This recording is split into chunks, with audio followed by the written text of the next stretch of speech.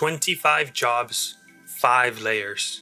Today, we're covering the jobs that have been lost to time, iceberg style. Starting from the top, we will work our way down, covering the jobs that no longer exist. Strap in and get comfortable. We have a lot to see. In a time before household refrigeration, when milk could spoil within hours on a warm day, the milkman was more than a convenience. He was a trusted neighborhood figure. From the early 1800s through the mid to late 1900s, the milkman became a fixture in neighborhoods across North America, Britain, and much of Europe. Wouldn't breakfast be a disaster if you didn't have fresh milk delivered every morning? Well, I don't know what you're laughing at. Auntie Ethel's coming to tea. They want 2 extra. His job was simple, yet vital. Deliver fresh milk, butter, and eggs every morning, door to door, usually in glass bottles that would be left on porches or in metal baskets specifically designed for the purpose. These men often began their routes before dawn, navigating narrow alleys and quiet cul-de-sacs, lugging crates of milk while the rest of the city was still asleep. In many communities, especially in small towns and tight-knit urban blocks, the milkman evolved into more than just a delivery worker. Elderly customers relied on them as one of the few consistent human interactions in a day, and some even used the milkman as an informal news bearer, passing messages between neighbors or alerting others when something seemed off. As time went on, by the late 1950s and early 60s, 2 inventions quietly began pushing the milkman out of his job: affordable refrigerators and sprawling suburban supermarkets. With longer-lasting milk and weekly shopping habits taking over, daily delivery started to seem unnecessary. Delivery routes shrank, and dairy companies began consolidating. By the 1980s, milk delivery had disappeared from most American cities, surviving mainly in rural or isolated areas. Thankfully, the story doesn't end entirely. Milkmen never fully vanished. Some companies have even rebranded the service as a low-emission, eco-friendly option for local groceries, using nostalgia as part of the marketing. In the early days of the telephone, calling someone wasn't as simple as dialing a number. You needed a real human being to physically connect your call. Someone who sat at a board, plugged in wires, and made the magic happen. That person was the switchboard operator. The job first appeared shortly after Alexander Graham Bell's telephone was patented. The very first telephone exchange was set up in New Haven, Connecticut. At first, teenage boys were hired, but their immature behavior quickly led to a pivot. The industry began hiring women who were seen as more polite, efficient, and detail-oriented. Then, for decades afterward, women would dominate the switchboard. Operators worked at large consoles full of blinking lights and cables. When a call came in, they'd manually connect the caller to the right recipient by inserting plugs into jacks. A skilled operator could handle dozens of calls at once, track down numbers from memory. Many worked split shifts or night rotations, maintaining 24-hour service in big cities. The job required a cool head and sharp memory. Operators had to memorize area codes, deal with difficult customers, and perform without visible stress. Socially, the job was considered a respectable career path for women, especially before many were allowed into universities or higher corporate roles. For working-class women in the 1920s and 30s, becoming an operator was a ticket to independence and often one of the few white-collar jobs available. As we'll see with many jobs on the list, automation spelt the end.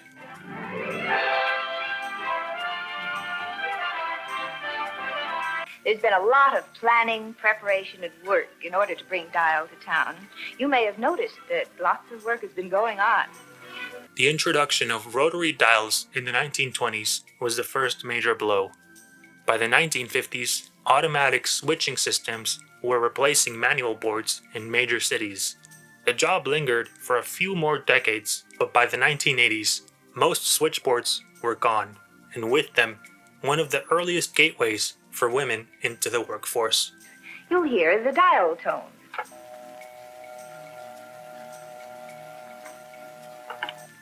That means that the equipment is ready to handle your calls.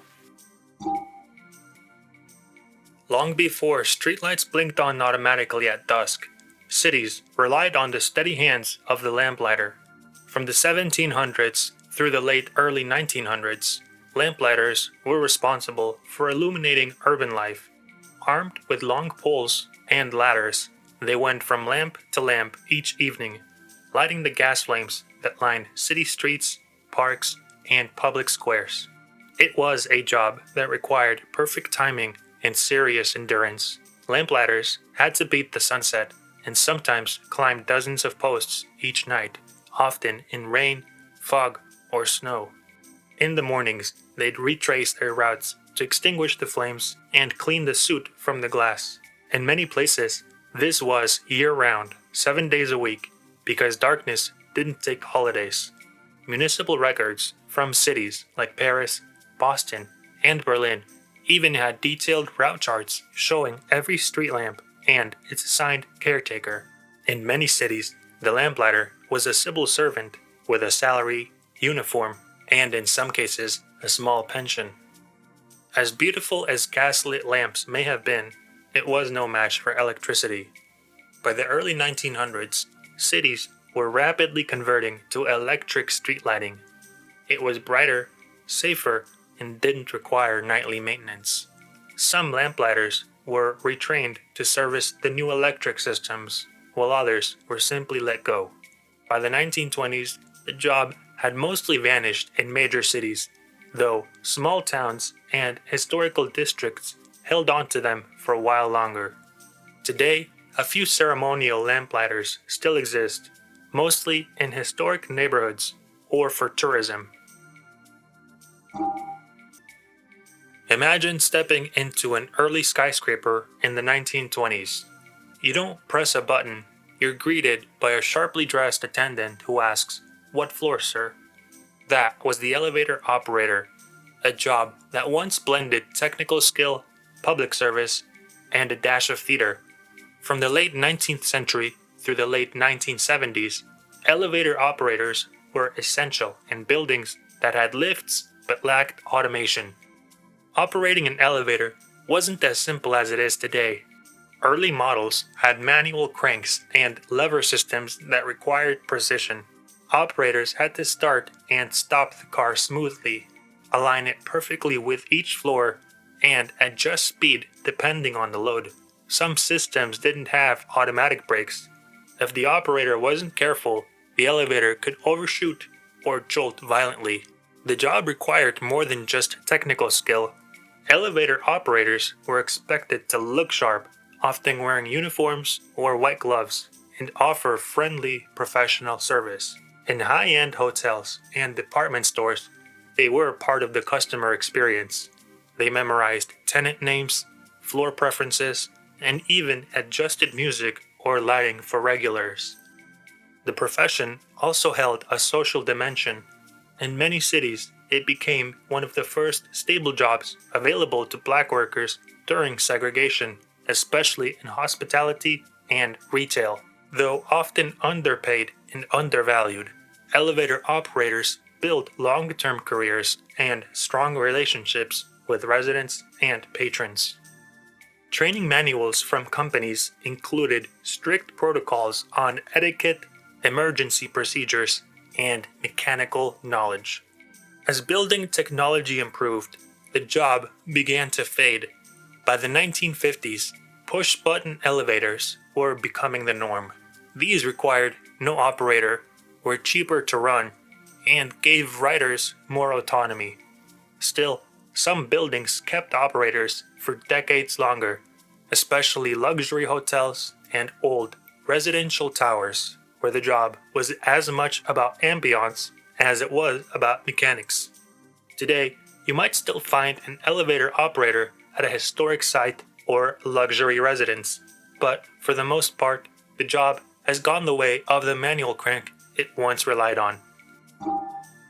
Before keyboards were everywhere, from phones to smart fridges, There was a time when being able to type quickly and accurately was a serious career path.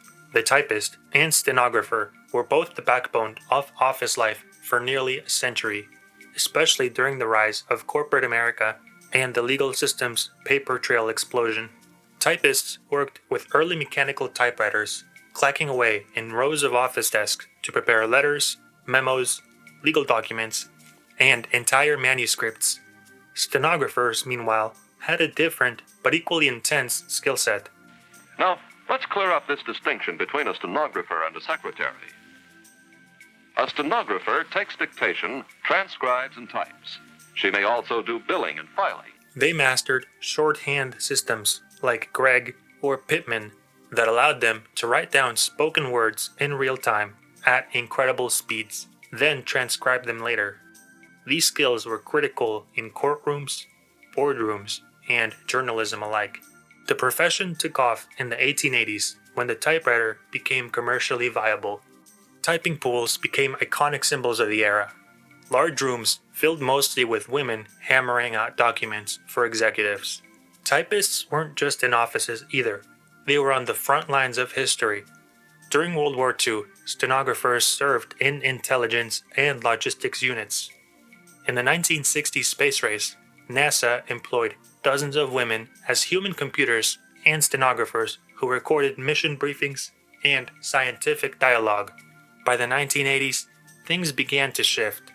Personal computers and word processing software started replacing typewriters, and executives began to type their own documents. Voice recorders and digital transcription tools reduced the need for shorthand systems. Over the next 2 decades, typing went from a specialized skill to something everyone did daily. Today, stenographers still exist, but they're highly trained specialists using machines that resemble tiny keyboards, mostly in legal settings. In many ways, these jobs opened the door for women into business and government sectors. Before electric refrigeration became the norm, people still needed a way to keep their food and drinks cold, especially in the months of summer. That's where the ice cutter came in. In the 19th and early 20th centuries, ice wasn't made in machines. It was harvested by hand from frozen lakes and ponds. Every winter, teams of men would take to the ice with saws, chisels, and horse-drawn sleds, carving out the surface into massive grids, slicing out blocks that could weigh over 100 pounds each. The work was cold, wet, and dangerous. If you slipped, you could fall into freezing water.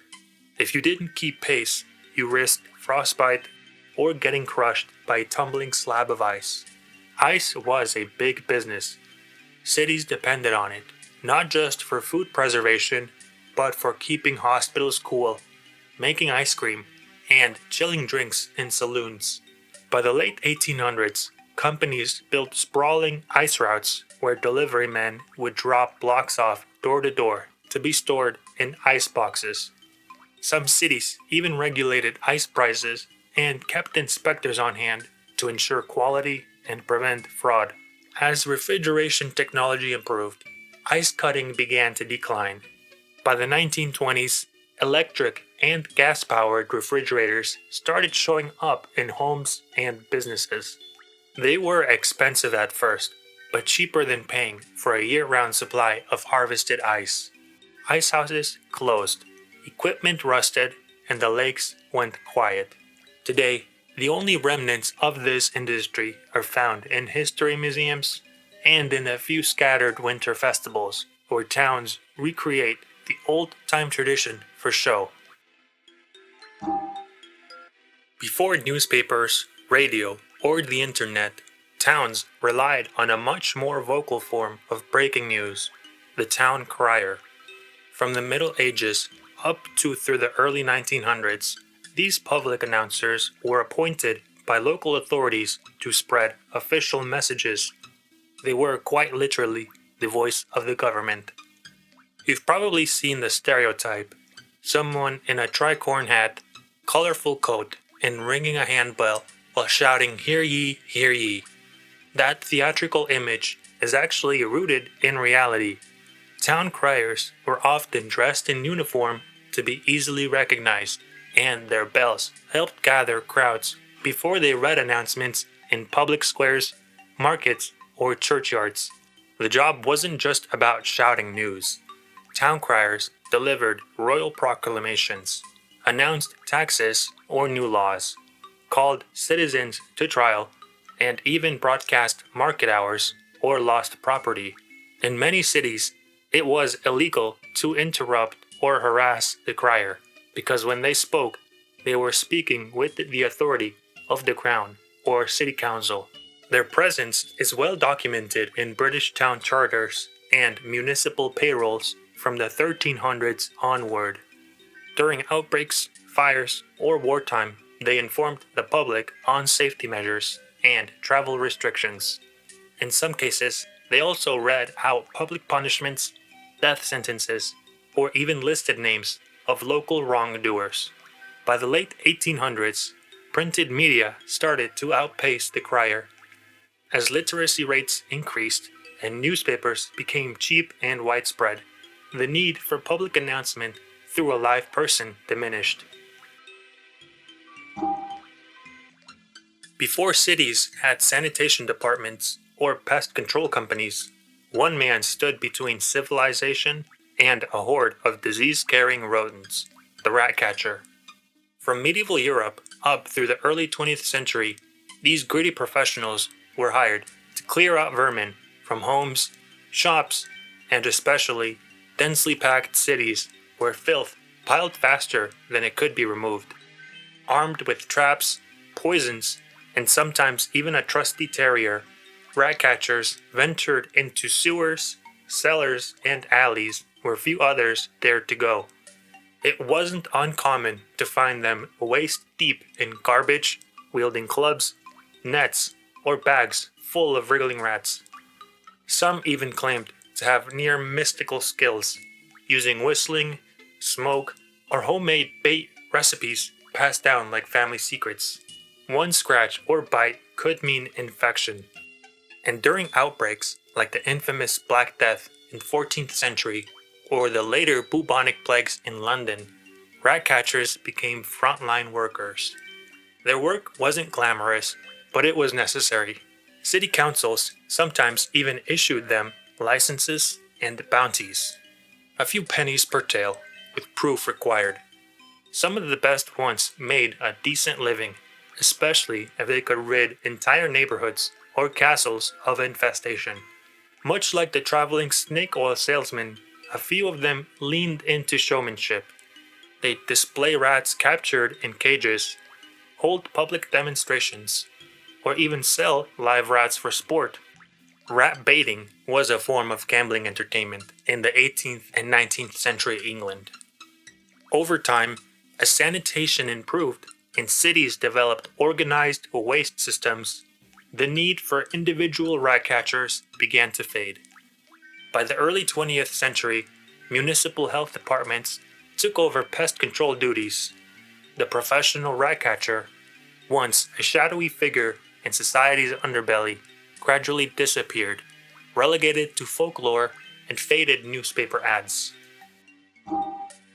In the heart of every busy city during the early 20th century, you could hear a familiar rhythm, the scrape of a brush, the snap of a cloth, and the soft shine of leather being brought back to life. The shoe shiner, sometimes called a bootblack, was more than just a fixture on the sidewalk. He was part craftsman, part performer, and often a quiet observer of daily life. Shoe shiners set up shop on street corners, outside train stations, and barber shops, anywhere with heavy foot traffic. Their job was simple in concept, but precise in execution. Clean, polish, and shine customer shoes, usually for just a few cents. For many, this wasn't just a job, it was a starting point. Shoe shining was one of the few ways that boys, often black, Latino, or immigrant, could earn money independently in the 1900s. In some cases, it was a child's first taste of entrepreneurship. With plenty of stories of boys who parlayed their earnings into education or business ventures. Others worked in family-run booths for decades, building relationships with repeat customers who came as much for the conversation as the polish.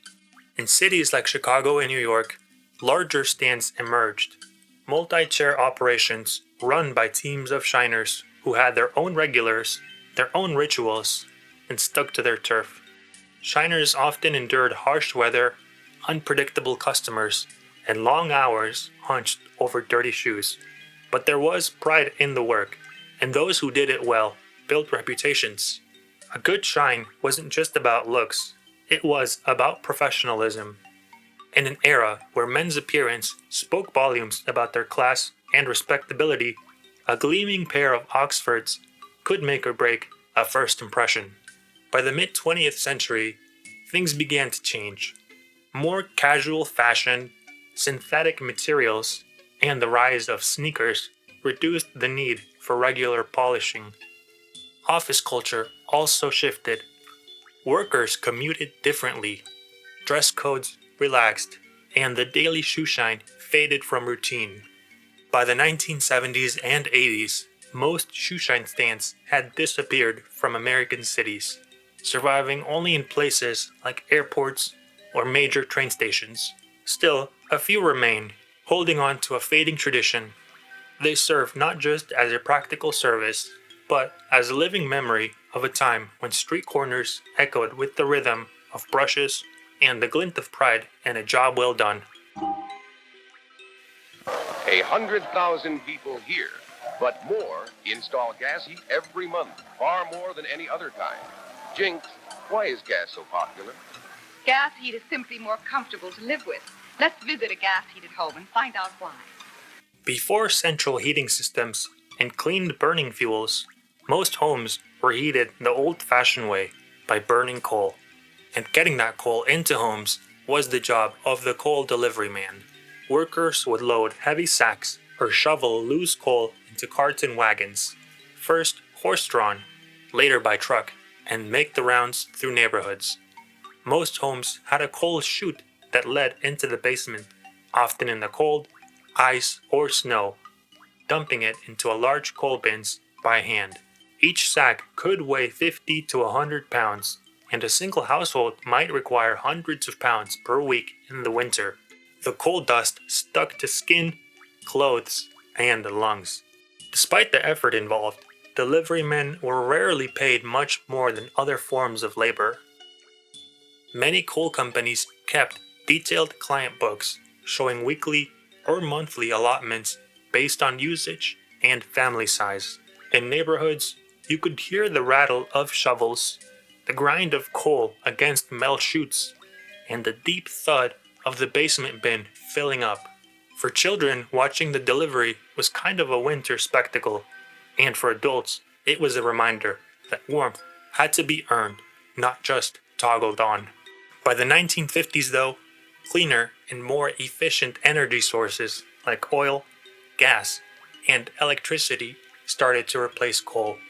New building codes phased out coal chutes. Suburban homes came with thermostats and furnaces. Within a couple of decades, the job of coal deliverymen had all but disappeared in North America and much of Europe. The groom of the stool was a real and surprisingly powerful position in the royal courts of Tudor and early Stuart England. His main duty? Assisting the king during his most private moments, namely when he needed to use the toilet. The stool in question wasn't a chair, but a portable commode, basically a cushioned box with a chamber pot inside. The groom's job was to manage this equipment, ensure the king's privacy, and help with hygiene, including the provision of towels, water, and sometimes even cleaning. In the 16th century, the role was considered so intimate that it was only ever granted to noblemen of impeccable lineage. What sounds like the most humiliating job in the palace was, paradoxically, one of the most politically influential. Because the groom of the stool had unmatched access to the monarch, he became a trusted confidant. Kings would speak candidly to their groom One groom, Sir Anthony Denny, was even entrusted with informing Henry that he was dying. Despite the role's odd nature, it was never seen as demeaning. In fact, it was a symbol of trust. The idea was that only someone of absolute loyalty could be allowed near the king at his most exposed. By the 18th century, the job began to shift. As private bathrooms and modern sanitation evolved, the role of the groom of the stool became more symbolic and eventually folded into the broader household management duties of royal valets. In rural Britain, particularly in Wales and parts of Western England, there was once a ritual that blended folk tradition, fear of the afterlife, and social outcasting. When someone died, their family would hire a sin eater, a solitary figure whose job was to absorb the sins of the deceased by eating a symbolic meal placed on their chest. It sounds like the setup to a cheap horror film, but it was a very real tradition. The belief was simple but potent. When someone died, their soul might not pass clearly into the afterlife if their sins were too heavy. To unburden the soul, a piece of bread, sometimes with ale or milk, was placed on the corpse. The sin eater would come into the home, say a few words, consume the food, and thus take on the spiritual residue of the departed. They provided a service no one else would, but were often shunned in everyday life. After all, if you believed they really did carry the sins of the dead, you wouldn't exactly want to sit next to them at the pub, and many priests considered it a dangerous mix of paganism and superstition. But in places where clergy were scarce, where people clung tightly to ancestral customs, the sin eater was part of the grieving process. Historical references to sin eaters are rare but vivid. One of the earliest comes from 1681 in a diary entry by Welsh antiquarian John Aubrey. He describes witnessing the ritual and notes how the sin eater would be paid a small coin and leave immediately afterward. By the early 1800s, the practice was dying out. The increasing authority of the church, improved access to priests, and the spread of literacy all contributed to its decline. The last known sin eater in England is said to have died in the early 20th century, though stories about them persisted for decades afterward. Before there were machines to lay railroad tracks, it was all done by hand. Painstaking muscle-burning labor performed by crews, known as Gandhi dancers. These men were responsible for laying and maintaining the thousands of miles of track that crisscrossed the United States during the railroad boom. Their work was brutally physical. They'd lift and shift steel rails, drive spikes with sledgehammers, pack the ties with gravel, and make sure everything was perfectly level. Even a slight misalignment could derail a train. What made Gandhi dancers unique was how they synchronized their movements using call and response work songs. One man would chant or sing a line, sometimes improvised, and the rest of the crew would time their heaving or hammering to the beat. They kept the rhythm, boosted morale, and helped prevent injury by coordinating effort. The songs were often deeply rooted in African American, Irish, and Mexican American folk traditions, depending on the region and makeup of the crew. Many Gandhi dancers were black or immigrant workers, given minimal pay and often forced to travel from job to job wherever the rail companies sent them. For some, it was grueling but steady work. For others, it was a last resort. Railroad companies depended on these men, and yet they were largely invisible in the historical record. The Library of Congress holds a collection of work chants recorded from retired Gandhi dancers in the 1930s and 40s. As the 20th century progressed, mechanical track-laying machines and better engineering gradually made the Gandhi dancer obsolete. The last crews were phased out by the 1950s, their work replaced by hydraulic tools and machines that didn't need to sing to stay in sync. If you were a young boy on a naval warship in the 18th or early 19th century, chances are you didn't have a childhood, you had a job. And one of the most dangerous jobs aboard wasn't manning the sails or scrubbing the deck. It was being a powder monkey, a child responsible for ferrying explosive gunpowder to the cannons during battle. The role was as dangerous as it sounds. During combat, ships would erupt into chaos. The thunder of cannons, thick black smoke, splintered wood flying like shrapnel. Powder monkeys had to dart below the deck to the magazine, a secure storage area where the gunpowder was kept, fill their leather pouches or cartridges, and then sprint to the upper levels to supply the cannon crews. All of this had to happen in the thick of battle, often under fire with little room for error.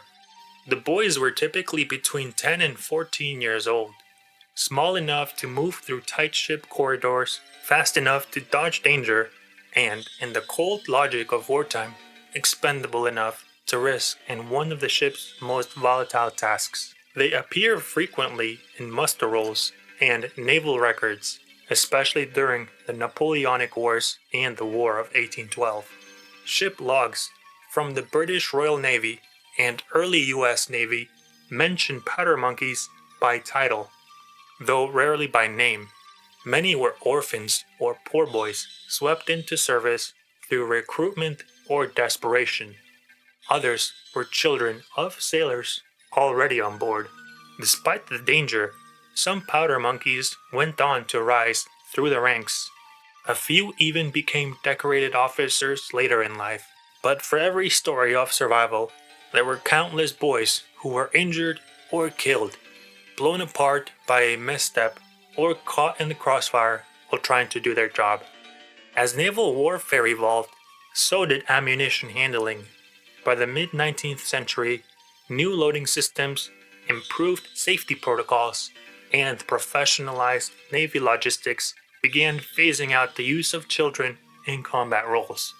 The powder monkey gradually disappeared, replaced by trained adults and eventually by mechanized systems in the modern era. Before the word computer meant the glowing screen and the keyboard, it referred to something, or rather someone, much more analog. A human computer was a person, often a woman, hired to perform complex mathematical calculations by hand. Human computers were employed by universities, observatories, government agencies, and large corporations. Their tasks varied: plotting ballistic trajectories, analyzing star positions, or tabulating data for weather forecasts and civil engineering projects. It was meticulous work. Computers used logarithmic tables, slide rules, and mechanical adding machines to grind through rows of figures.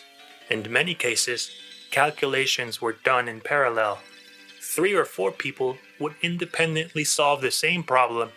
Accuracy was everything, and even a misplaced decimal could have catastrophic consequences. In the US, women filled the gap as men went off to war. They worked for the Army's Ballistic Research Laboratory, a predecessor to NASA, and other government offices. Many of these women were brilliant, but lacked formal recognition. They were often excluded from scientific publications with their names omitted in favor of supervising engineers. One of the most famous groups of human computers were the Hidden Figures, African American women like Katherine Johnson, Dorothy Vaughan, and Mary Jackson, who worked at NASA during the 50s and 60s. Their calculations helped put astronauts into orbit and return them safely to Earth. As electronic computers emerged in the 50s and 60s, faster, tireless, and not prone to hand cramps, the need for human calculators began to fade. By the 70s, most large institutions had transitioned to machines, and the job title, computer, shifted from a person to a device. Those who stayed in the field adapted, becoming programmers or analysts. Others quietly faded into retirement. their stacks of handwritten equations shelved forever. Long before smartphones, alarm clocks, or even reliable wristwatches, someone had to make sure the working class got out of bed on time. In industrial Britain and parts of Ireland, that job belonged to the knocker-upper, a human alarm clock usually armed with a long stick, a pebble shooter, and occasionally a loud voice and no shame. At the break of dawn, or earlier, they would walk through foggy, cold-dusted streets and tap or ping on their clients' windows to wake them up for work. Factory shifts in places like Manchester or Liverpool often started before the sunrise, and being late could mean losing a day's wages or even the job. For a small fee, usually paid weekly, a knocker-upper would memorize your address and wake time, developing their own techniques. A soft knock for the light sleepers, a barrage of peace from a blowpipe for the heavy ones. They had to wake the right household without disturbing the neighbors. In most towns, the job was taken up by older men or women looking to supplement their income. Some were former factory workers themselves. One famous knocker-upper, Mary Smith of East London, used a long bamboo stick and is even featured in period photographs looking up at a window. Her daughter later took over the role, turning it into a family business. As mechanical alarm clocks became cheaper and more reliable in the early 20th century, the profession began to die out. By the 1930s, the knocker-upper had all but disappeared, replaced by bedside clocks, wristwatches, and eventually phones. In the royal courts of 15 to 1600s Europe, kings were believed to be divinely appointed, anointed by God himself, and because of that, no one, not even a tutor or a nobleman, had the authority to physically punish a young prince. But what if the heir to the throne misbehaved? This is where the whipping boy comes in, a child raised and educated alongside the prince, whose job was to be punished in his place. The logic was as twisted as it was straightforward. While no one could lay a hand on royal flesh, they could strike someone emotionally close to the prince. So, whenever the future monarch got out of line in class or disobeyed instruction, the tutor would turn to the whipping boy and administer the punishment instead. The idea was that the prince, seeing his friend or companion suffer because of his actions, would feel guilt and correct his behavior. It wasn't just physical. Whipping boys often received the scolding, detention, and the humiliation meant for the young ruler. Yet, despite the cruel dynamic, they were usually chosen from the noble or semi-noble families. The boys were educated together, played together, sometimes lived in the same quarters. In many cases, they became close friends, making the punishments all the more impactful. Historical accounts of whipping boys appear most famously in the English court, particularly during the early Stuart period. As ideas about education, discipline, and child psychology evolved, especially during the Enlightenment, the whipping boy began to seem less like a necessity and more like a cruel relic of superstition and hierarchy. By the late 1600s, the practice was mostly phased out, replaced by more modern educational approaches. There was a time when one of the most trusted medical treatments was bloodletting, and to do it properly, you needed leeches, lots of them. Enter the leech collector, a job as grim as it sounds. From the 1700s through the 1800s, these workers waded into bogs, ponds, and marshes to harvest live leeches that would later be sold to doctors. This wasn't done with nets or gloves. Many leech collectors used their own bodies as bait. Typically women or impoverished laborers, collectors would walk barefoot and bare-legged into still, murky waters. The leeches would latch on by the dozens, feeding until full. Then the collectors would pluck them off carefully to avoid leaving the jaws behind, and drop them into jars. The process was slow, messy, and not without serious risks. Excessive bleeding, infection, and in rare cases, even anemia. The most successful collectors developed calluses or thickened skin over time, but it was still grueling, bloody work. Medical journals from the 1800s record massive orders placed by hospitals and private physicians. In 1830s France, over 35 million leeches were used annually for bloodletting. As medical science advanced, and the practice of bloodletting fell out of favor in the late 19th century, the demand for leeches collapsed. Doctors began favoring antiseptics and surgical techniques grounded in germ theory. Leech collecting had become a historical footnote, though leeches would make a bizarre comeback in modern medicine for microsurgery and reattaching severed limbs. Today, medical leeches are bred in labs under sterile conditions, but for a long stretch of history, it was the barefoot leech collector, standing quietly in the mist, bleeding into the bog, who kept the wheels of medicine turning. During America's Prohibition era, a time when alcohol was outlawed nationwide, people didn't stop drinking, they just got a lot sneakier about how and where they did it. Enter the hush shopkeeper, an everyday citizen who secretly ran an illegal liquor business, often disguised as something innocent. A soda fountain, a tea room, a shoe repair shop. The front said respectable business, but out back, that's where the booze was. Unlike the more infamous speakeasies, which were often large, glamorous, and mob-affiliated, hush shops were quieter, smaller, and more personal. These places didn't have bouncers or jazz bands. They sold alcohol discreetly, sometimes by the glass, sometimes by the bottle, and often they had a close relationship with the community. In many working-class neighborhoods, the hush shopkeeper wasn't just tolerated, they were protected. Locals would tip them off about upcoming raids, vouch for them if questioned, or even hide evidence during inspections. Prohibition agents conducted surprise raids, confiscated goods, and arrested proprietors. Court records from the era are filled with stories of middle-aged women hauled in for selling whiskey out of tea tins. Yet most hush shops were fined rather than shut down, especially if no organized crime links could be proven.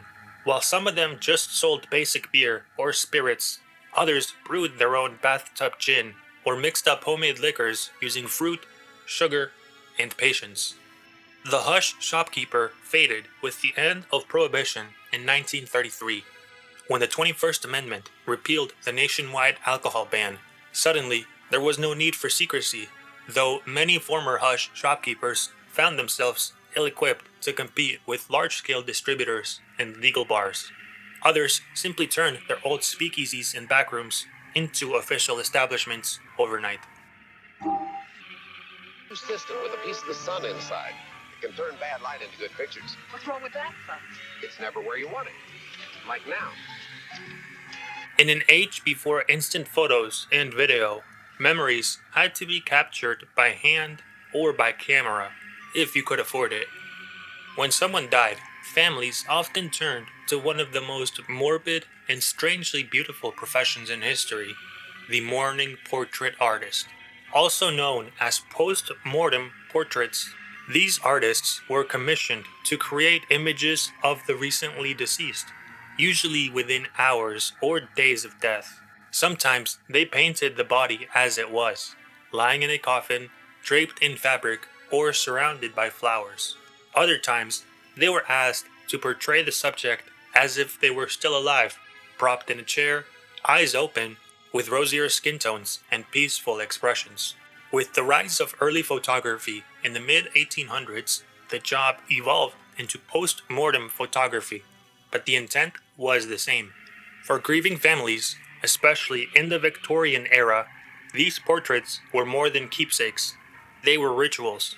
In many households, it might be the only image ever taken of a child or a loved one. Photography was expensive and often reserved for major life events, and in many cases, death was the first time a family could afford or justify it. Photographers and artists who specialized in this work developed a unique skill set. They had to work quickly, often in uncomfortable conditions, and had to be emotionally tuned in to grieving families. They also had to be discreet. There was an entire market for retouching photographs to hide signs of death, adding blushed cheeks, digitally closing eyes, or posing siblings beside the deceased in a staged family scene. In some portraits, deceased children were photographed with their eyes open, either by using props to keep them upright or by painting the irises directly onto the closed eyelids in the final print. As photographic technology became cheaper and faster in the early 1900s, and social attitudes toward death began to shift, the practice faded. Cameras became part of everyday life. Grieving went more private. By the 1920s, mourning portraiture had become rare, and soon after that, almost taboo. Today, these images remain in archives, museums, and private collections, often misunderstood or sensationalized. But for the families who commissioned them, they were acts of love. From the late 1700s through the early 1800s, if you were a medical student in Europe or America, chances are you learned anatomy not from a textbook, but from a stolen corpse. That's because the law provided very few legal cadavers for dissection, and so an entire underground economy emerged to meet demand. The resurrectionists, also known as body snatchers. These were grave robbers, often working in teams who specialized in exhuming freshly buried bodies to sell to hospitals and medical schools. They typically worked at night, using wooden shovels to avoid the clink of metal. Once the grave was opened, they'd often remove only the body, leaving behind clothes and personal items to reduce the risk of felony charges. The fresher the corpse, the higher the price. It was grim work, but lucrative. Medical institutions paid well, and the lack of regulation created a high-stakes black market. In cities like Edinburgh, London, and Philadelphia, some resurrectionists became local legends or villains. The most infamous case is that of Berkey and Hare, who in 1828 took the job a step further. Instead of digging up bodies, they started murdering people and selling the corpses. Their crimes shocked the public and ultimately led to the Anatomy Act of 1832, which legalized the donation of unclaimed bodies and effectively shut down the resurrectionist trade. By the mid-1800s, the combination of legal reform, public outrage, and improved access to cadavers made the resurrectionist obsolete. But for decades, the advancement of medical science rested quite literally on bodies pulled from the earth, and on the backs of men willing to cross moral and legal lines in the name of anatomy. In medieval and Tudor-era England, one of the most foul but essential jobs in society belonged to the gong farmer. The term gong came from the Old English word for dung, and gong farmers were tasked with emptying the cesspits and privies of towns, castles, and manors. In short, they were human sewage removal crews. The job was night work, partly for practical reasons, less foot traffic, and cooler air, partly because the stench and stigma were so severe that many people didn't want to see or smell the work being done. Gong farmers descended into pits that had collected human waste, sometimes for years, and shoveled the rotting contents into barrels or carts for transport.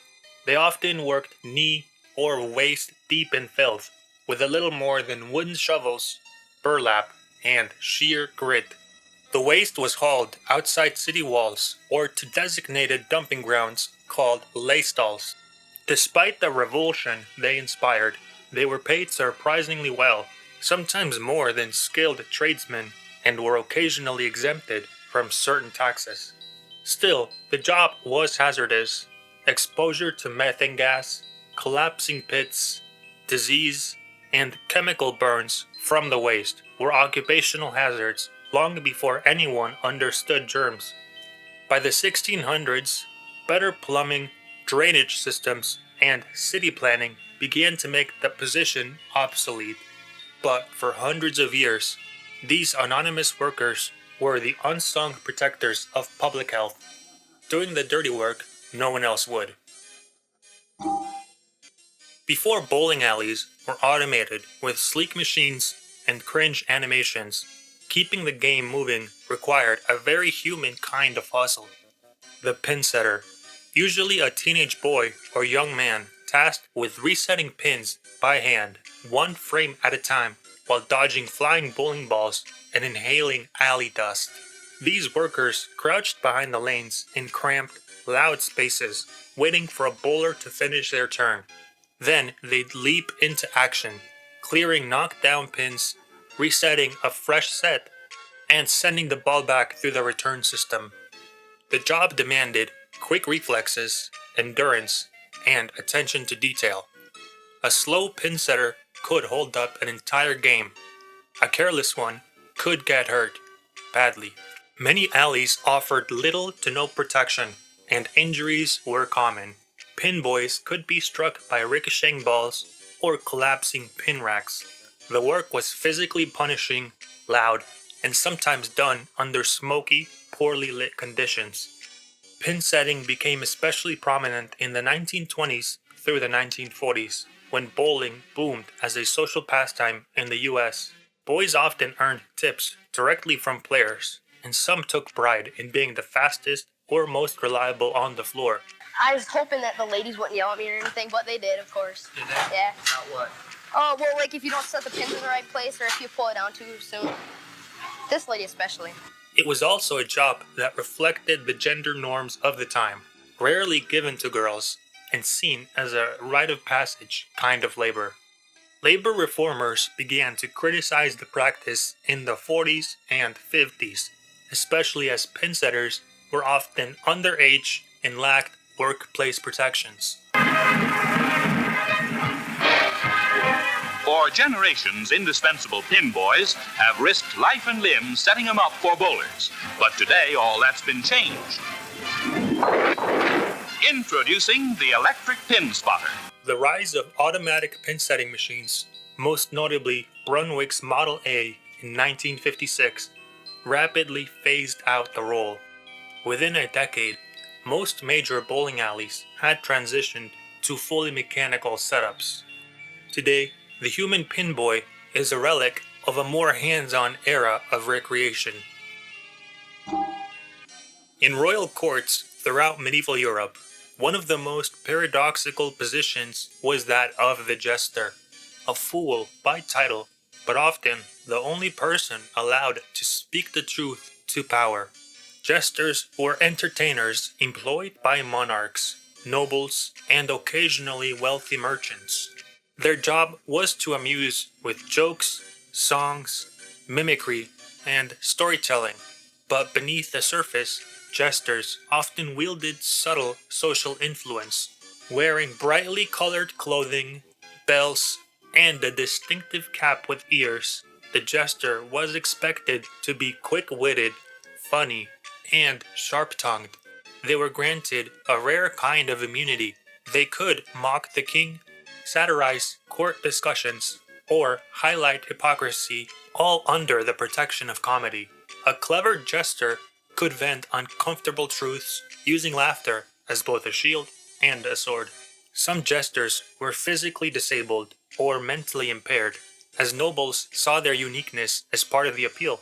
Others were simply brilliant performers with deep cultural knowledge.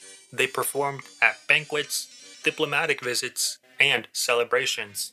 But many also held regular court appearances where their commentary on events could influence opinion more than some advisors.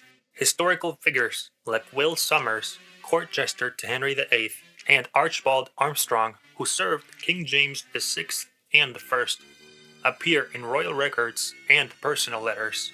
Their influence varied, but both were remembered not just for their jokes, but for the rare trust they earned behind closed doors. By the 1600s, the role of the jester began to fade as court culture changed and theater became more formalized. The rise of professional playwrights and actors, along with shifting political sensibilities, made the jester seem outdated, an echo of a more medieval time. Yet the legacy of the jester lives on in political satire, stand-up comedy, and media commentary. Trade journals, apprenticeship contracts, and museum exhibits in Stoke-on-Trent preserve the details of this highly specific occupation. During the waves of plague that swept through Europe from the 1300s to the 1700s, cities often found themselves overwhelmed, not just with illness, but with corpses, fear, and confusion. That's where the plague doctor came in. Hired by city councils, they were tasked with treating the sick, keeping records of the dead, and doing what little they could to slow the spread of disease. They're remembered today for their eerie outfits, long waxed robes, leather gloves, wide brimmed hats, and most famously, the bird-like beaked masks filled with herbs and spices.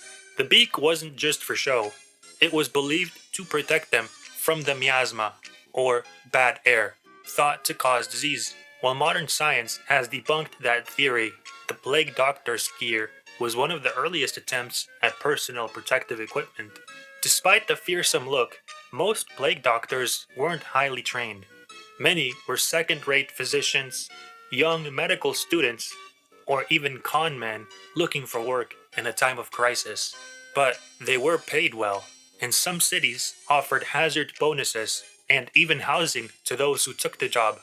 In return, they were expected to tend to the infected, perform autopsies, and keep tally of the ever-growing death toll.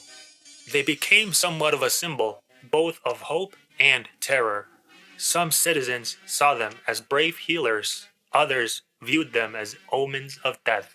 Artistic depictions from the time often show them walking through devastated cities, holding staffs to prod bodies or keep panicked crowds at bay.